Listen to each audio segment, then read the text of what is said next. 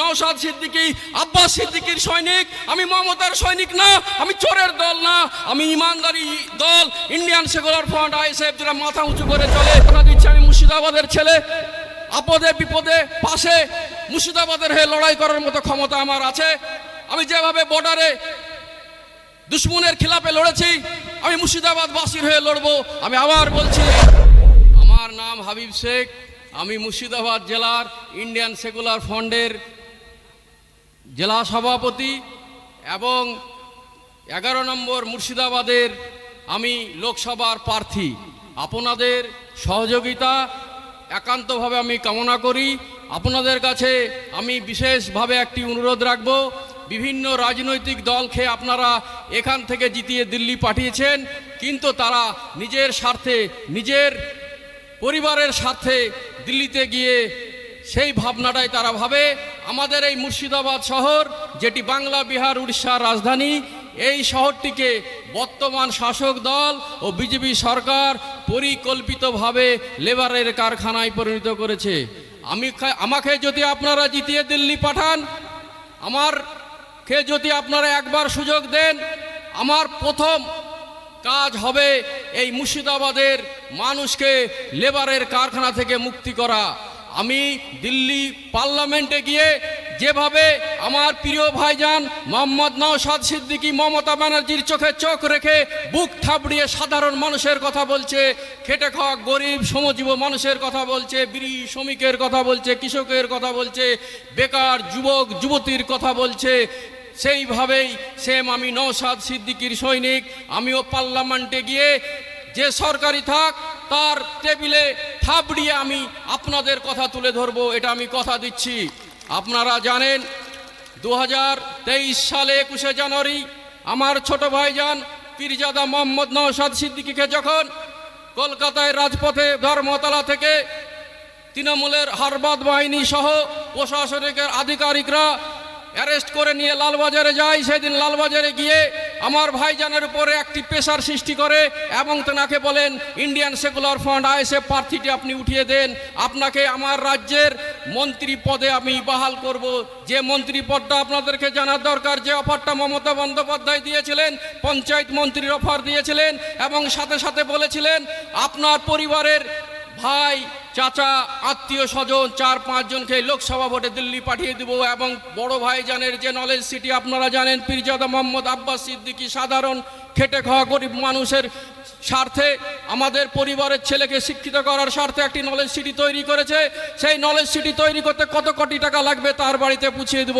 কিন্তু সেদিন তিনি একটা কথা বলেছিলেন, যান আপনি মুখ্যমন্ত্রীকে গিয়ে বলুন আমার 8টি জেলার জন্য কিছু চাপ আছে, সেগুলি যদি উনি পূর্ণ করে দেয়, আমি স্বেচ্ছায় এই ইন্ডিয়ান সেকুলার ফ্রন্ট তথা আইএসএফ এর দলটিকে পশ্চিমবাংলা থেকে উঠিয়ে নিব। আপনাদেরকে জানতে হবে, বুঝতে হবে, এই 8টি জেলার চাপ হওয়ার ভিতরে আমার এই মুর্শিদাবাদ জেলার নাম তিনি নিয়েছিলেন। এই মুর্শিদাবাদ জেলার জন্য তিনি বলেছিলেন একটি উন্নত মানের পিজি হাসপাতালের মতো হাসপাতাল বানিয়ে দিতে হবে এই মুর্শিদাবাদ জেলায় একটি উন্নত মানের বিশ্ববিদ্যালয় বানিয়ে দিতে হবে।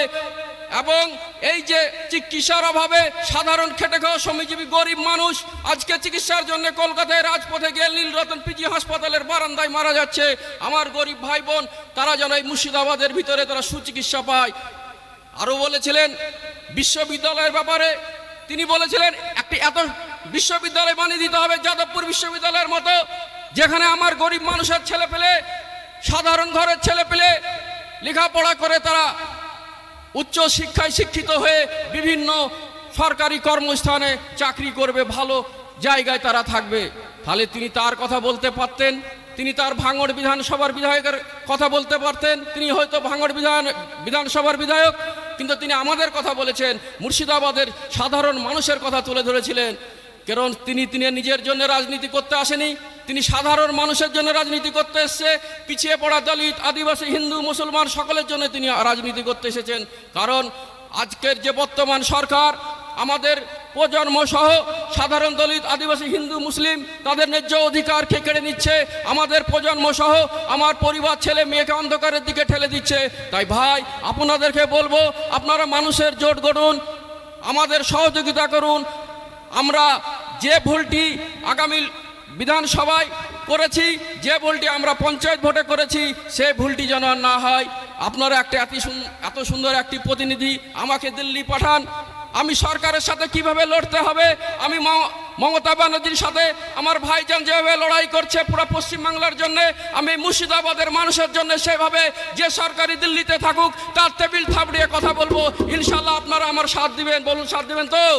আমাকে জিতিয়ে পাঠাবেন এবং আপনাদের চাওয়া পাওয়ার কথা, আপনাদের সমস্যার কথা, আপনাদের কর্মস্থানের কথা, আমার জেলার বেকার যুবক যুবতীর কথা, তার শিক্ষার কথা, স্বাস্থ্যের কথা আমি তুলে ধরবো।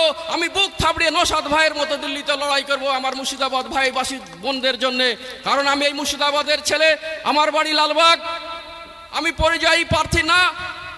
আমার যতটা ব্যথা লাগবে মুর্শিদাবাদবাসীর জন্যে, সাধারণ মানুষের জন্যে, তা কিন্তু একটি পরিযায়ী প্রার্থী কলকাতার সে ব্যথাটা লাগবে না। কারণ আমার এই মাটি আমার শরীরে মিশে আছে, আমি মুর্শিদাবাদের ছেলে। তাই ভাই আপনাদেরকে বিশেষভাবে অনুরোধ করব, মানুষের প্রলোভনে পড়বেন না। শুধু মুর্শিদাবাদের মানুষকে বিভিন্ন রাজনৈতিক দল ভোট ব্যাংক হিসাবে ব্যবহার করে, ভোট চলে গেলে আমাদেরকে তারা ছুঁড়ে ফেলে দেয়। আপনারা জানেন বিগত যে এমপি ছিলেন সেই এমপি বছরে 10 থেকে 12টা কোঠা পায় সেন্ট্রাল স্কুলে গরিব দলিত আদিবাসী ছেলে ভর্তি করার জন্য। কিন্তু আপনাকে একটা লোক আমাকে বলে দিতে পারবে এখানে আছে কোন দলিত আদিবাসী গরিব হিন্দু মুসলিমের ছেলেটাকে তার রিকমেন্ডেশনে তার সিগনেচারে কেন্দ্রীয় বিদ্যালয়ে ভর্তি করেছে? করেনি। কাকে ভর্তি করেছে? কাকে ভর্তি করেছে? উনার যে দালাল, যে ওনাকে মার্কেট থেকে টাকা তুলে দিয়েছে, যে গাছ কেটে টাকা বিক্রি করে তার বাড়িতে পৌঁছে দিয়েছে, তার ছেলেকে ভর্তি করেছে। এমপি সাহেব যদি এখানে আসেন প্রচারে, আপনি জিজ্ঞাসা করবেন যে আপনি কটা গরিব দলিত আদিবাসী মুসলমানের ছেলেকে বহরমপুর কেন্দ্রীয় বিদ্যালয়ে আপনি ভর্তি করেছেন? জবাব দেন। কারণ আমাদের ভোট নিয়ে আপনি দিল্লিতে পার্লামেন্টে গেছেন, আমাদের অধিকারের যে কোঠাটা, আমার দলিত আদিবাসী হ্যান্ডিক্যাপের যে কোঠাটা আপনি আপনার দালাল খেতে বিভিন্ন লক্ষ্যে কোটি টাকায় হাজার হাজার টাকায় বিক্রি করেছেন। তাই আমাদেরকে বুঝতে হবে, আমাদের প্রজন্ম সহ আমাদের পরিবার খুব বিপদের ভিতরে আছে, আমরা অনেক খতরার মধ্যে আছি। কারণ হচ্ছে এই মুর্শিদাবাদ সহ জেলাটি বিভিন্ন দিক দিয়ে আপনি দেখবেন বর্ডার লাগোয়া জেলা। এই জেলাটিকে বিএসএফ এর হাতে 60 কিলোমিটার পর্যন্ত তুলে দিয়েছে। বিএসএফ দের যে কি অত্যাচার সাধারণ মানুষের প্রতি সেটা আমি জানি। আপনাদের কথা আমি তুলে ধরবো, আমি কেন্দ্র সরকারের সঙ্গে লড়াই করব। বর্ডারের মানুষ কি অসুবিধায় আছে প্রতিটা বিষয় আমার জানা আছে। আমাকে সুযোগ দিয়ে একবার আপনি দিল্লি পাঠান, কি করে লড়াই করতে হয়, লড়াইয়ের ময়দানে কি করে থাকতে হয়, কি করে একজন সৈনিক লড়াই দিতে পারে সেটা আপনারা নিজের চোখে হয়তো বিভিন্ন চ্যানেলের মাধ্যমে বর্ডারে কারগিলে দেখেছেন। আমিও সেইভাবে মুর্শিদাবাদবাসীর জন্য কেন্দ্রে গিয়ে লড়াই দেব। আমি এ কথা বলছি কারণ আমি আবার বলছি, আমি নওশাদ সিদ্দিকী, আব্বাস সিদ্দিকীর সৈনিক, আমি মমতার সৈনিক না, আমি চোরের দল না, আমি ইমানদারি দল ইন্ডিয়ান সেকুলার ফ্রন্ট আইএসএফ, যেটা মাথা উঁচু করে চলে। যেমন জানেন বাইরন বিশ্বাসকে আপনারা কংগ্রেসের প্রার্থী সাগরদিঘিতে পাস করে পাঠিয়েছিলেন। ভোটের পর আমাদের মূল্য ভোটটি নিয়ে দুদিনের পর সে কোটি টাকায় বিক্রি হয়ে গেছে। কিন্তু নওশাদ সিদ্দিকী একটা এমনই ব্যক্তি, তিনি ভেঙে যাবেন কিন্তু মদ খাবেন না। তিনি এমন ঘরের ছেলে, আপনারা জানেন সারা জীবন যদি তিনি মনে করে পায়ের ওপরে পা তুলে সিংহাসনে বসে খাবো, তার চলে যাবে, তার রাজনীতিতে আসার কোনো প্রয়োজন নেই। তিনি রাজনীতিতে কেন এসেছেন আপনাকে বোঝা দরকার। উনি আমাদের জন্য এসেছে, এই গরিব সাধারণ খেটে খাওয়া শ্রমজীবী মানুষ, বেকার যুবক যুবতীর ওপরে যে শাসক দল সহ বিজেপি সরকার যেভাবে অত্যাচার চালাচ্ছে, আমাদের প্রজন্মকে যেভাবে অন্ধকারের দিকে ঠেলে দিচ্ছে, খাস করে এই মুর্শিদাবাদ জেলা যেটা সংখ্যালঘুর জেলা, অধিষ্ঠ এলাকা, এই সংখ্যালঘু মানুষকে আজকে লেবারের কারখানায় পরিণত করে দিয়েছে। একটি লেবার ইউপি বিহারে গিয়ে যদি কোনো দুর্ঘটনার কবলে পড়ে, তার ডেড বডিটা তার মায়ের কাছে ঠিক মতো পৌঁছায় না। কত মায়ের কোল খালি হচ্ছে। আজকে MA BA double MA pass করে, engineering degree course pass করে সে আজকে ইউপিতে যে মাথায় করে ইট তুলছে। আমরা বর্ডার সিকিউরিটি ফোর্সে চাকরি করে বিভিন্ন রাজ্যে ঘুরেছি, আমার সামনে আমার জেলার ছেলেকে দেখেছি এমএ পাস মাথায় করে জম্মুতে তিনি ইটের পাথরের কাজ করছে। সেদিনকে আমার চোখ দিয়ে জল পড়ে যে আমার দেশে আমরা কোন রাজ্যে বাস করি, সেখানে আমাদের এই বেকার যুবক যুবতীদের, শিক্ষিত সমাজের কোনো কর্মস্থান, কোনো চাকরির ব্যবস্থা কি তারা করতে পারে না? কেন এই মুর্শিদাবাদকে এত পিছিয়ে রেখেছে?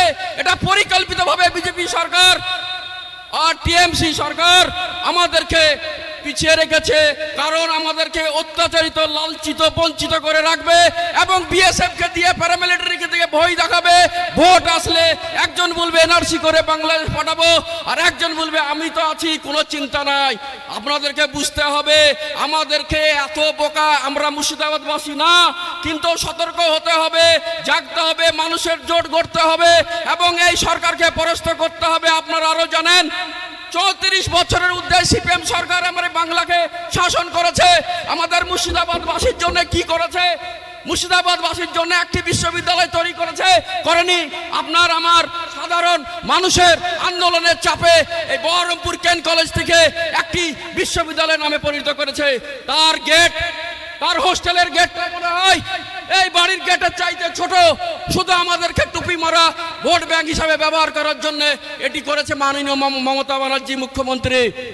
আমাদের ওয়াকফ বোর্ডের সম্পত্তি, যে সম্পত্তি তা আমাদের অধিকার আছে সংখ্যালঘু ভাই বোনদের, সেই ওয়াকফ বোর্ডের সম্পত্তি দিনের পর দিন এই শাসক দল সহ বিজেপির কিছু দালাল, যে টিএমসি আর বিজেপি এক, টাকার এপিট আর ওপিট আপনারা জানেন, দিনের পর দিন বেদখল করে দিচ্ছে। যে আমাদের লালবাগে আপনি জানেন কত ওয়াকফ বোর্ডের সম্পত্তি আছে, মুর্শিদাবাদ জেলায় আপনাদের সেটা ভালো জানা আছে। সেসব সম্পত্তিকে দখল করে এক শ্রেণীর প্রমোটারকে হাতে তুলে দিচ্ছে এবং গাছপালা কেটে সেখানে দিনের পর দিন বিল্ডিং ফ্ল্যাট তৈরি করে বিক্রি করে একাংশ টাকা এই কোম্পানির, তৃণমূল কোম্পানির হাতে চলে যাচ্ছে। এই তৃণমূল দলটা দল না, একটা যাত্রা পালা। এদের ডামার শেষ হওয়ার দিকে, যাত্রা শেষ হওয়ার দিকে এদের তাম্বু বাঁশ খুলতে লেগেছে। আপনারা ইন্ডিয়ান সেকুলার ফ্রন্ট নওশাদ সিদ্দিকীর সৈনিককে একবার দিল্লি পাঠান। যদি একটা এমএলএ পুরো পশ্চিমবাংলাকে কাঁপাতে পারে, আপনি একটা এমপিকে খাড়া করে দিল্লি পাঠান। আমি বলছি মুর্শিদাবাদের ঘরে ঘরে আইএসএফ জন্ম করে দেবো এবং আপনাদের পাশে থাকবো, গরিবের পাশে থাকবো, গরিবের জন্য লড়াই করব। যাই হোক, বেশি কিছু আমি আর বলবো না, আপনারা জাগুন। আমি বিভিন্ন জায়গায় ঘুরছি, দেখছি, উঠছি, বসছি, মানুষের সঙ্গে কথা বলছি। মানুষকে অনেক ভয় বিতস্ত করে রেখেছে টিএমসি সরকার, তাদের হারমাত বাহিনী। তারা শুধু ভোটটি সুস্থভাবে যদি দিতে পারে, আমি ইন্ডিয়ান সেকুলার ফ্রন্টের প্রার্থী, খাম চিহ্ন আমাকে ভোট দিয়ে দিল্লি পাঠাবে, এটা আশাবাদী। কিন্তু বিভিন্ন টিভি চ্যানেল, বিভিন্ন আপনারা অনলাইনের মাধ্যমে দেখতে পাচ্ছেন, কংগ্রেস বলুন, সিপিএম বলুন, বিভিন্ন দলকে সাধারণ মানুষ গো ব্যাক স্লোগান দিচ্ছে। কিন্তু আমি ইন্ডিয়ান সেকুলার ফ্রন্ট মানুষের দরবারে যখন যাচ্ছি, মানুষ আমাকে বুকে টেনে নিচ্ছে, কেউ জল মিষ্টি পান করাচ্ছে। সেখানে বোঝা যাচ্ছে ইন্ডিয়ান সেকুলার ফ্রন্টের প্রতি মানুষের যে একটি ভালোবাসা, মানুষের যে একটি চাহা পাওয়া, সেটা আমরা বুঝতে পারছি। তাই আপনারা আমাকে সহযোগিতা করবেন। আপনাদের কাছে আমি হাত জোড় করে অনুরোধ করছি, আমাদের যে ভুলটা সারা জীবন আমরা করে আসছি, সাধারণ নেতাদের পলটে পড়ে আমাদের মূল্যবান ভোটটি তাদেরকে দিচ্ছি, তারা শুধু ভোটটা নিবে, ভোটের শেষ হওয়ার পর তাদের আর দেখা পাবেন না। আমি কথা দিচ্ছি, আমি মুর্শিদাবাদের ছেলে, আপদে বিপদে পাশে মুর্শিদাবাদের হয়ে লড়াই করার মতো ক্ষমতা আমার আছে। আমি যেভাবে বর্ডারে দুশ্মনের খিলাফে লড়েছি, আমি মুর্শিদাবাদবাসীর হয়ে লড়বো। আমি আবার বলছি, 60 কিলোমিটার পর্যন্ত আমার এই মুর্শিদাবাদকে বিজেপি ও টিএমসি সরকার বিএসএফ এর হাতে তুলে দিয়েছে। এটার কারণ উদ্দেশ্য আছে, আমাদেরকে সারা জীবন এর ফল ভুগতে হবে। আপনারা পরিবর্তন আনুন এবং ইন্ডিয়ান সেকুলার ফ্রন্টের প্রার্থীকে দিল্লিতে পাঠান, এই অনুরোধ আমি আবার আপনাদের কাছে করছি। এই বলে আমি আমার সংক্ষিপ্ত বক্তব্য এখানেই শেষ করছি। জয় হিন্দ, ইনকলাব জিন্দাবাদ, আইএসএফ জিন্দাবাদ, নওশাদ সিদ্দিকী জিন্দাবাদ, ছোট ভাইজান আব্বাস সিদ্দিকী বড় ভাইজান জিন্দাবাদ।